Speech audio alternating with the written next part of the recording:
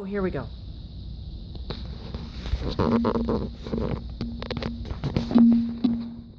If you had the chance to save another person's life, would you do it? I think for most of us this is an easy answer, and the answer to this is yes.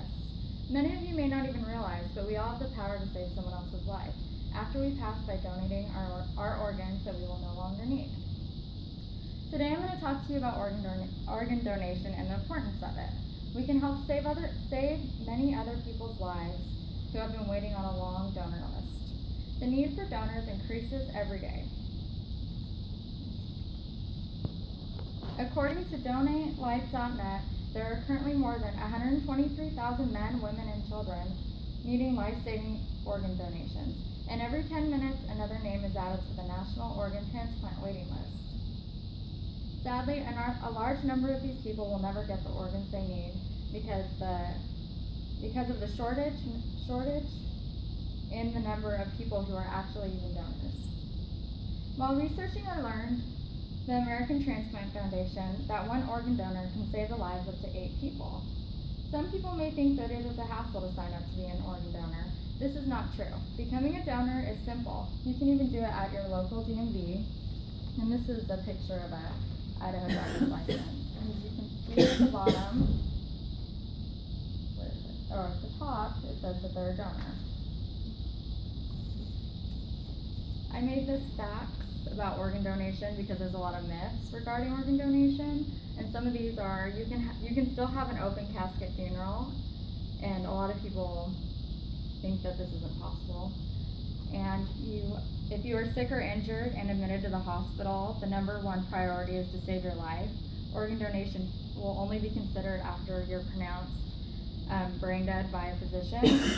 This is a huge myth regarding organ donation. A lot of people think if you go in, they're not going to try as hard to save your life because they want your organs. When in fact, your organs, they don't even know that your organs are viable until after you're gone. So that's not a concern for them. And also, there is no cost to the donor's family or estate for organ and tissue donation. Donors are needed for all races and ethnic groups, transplant success rates.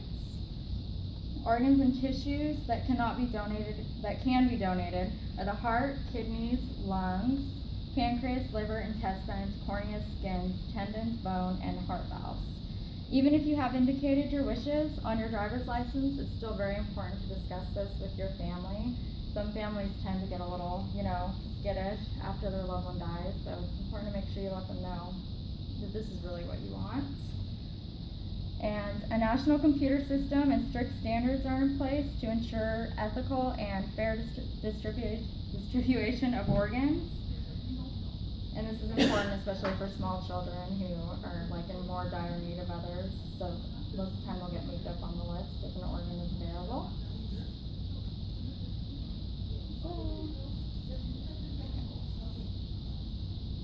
So organ donation will not only help the person who's actually receiving the organ, it'll help their families. They'll get to keep their loved ones around for a lot longer than originally intended. The way that I like to think about it is if you've ever really wanted something and someone's kind of just saying, oh, not today, imagine how these people feel.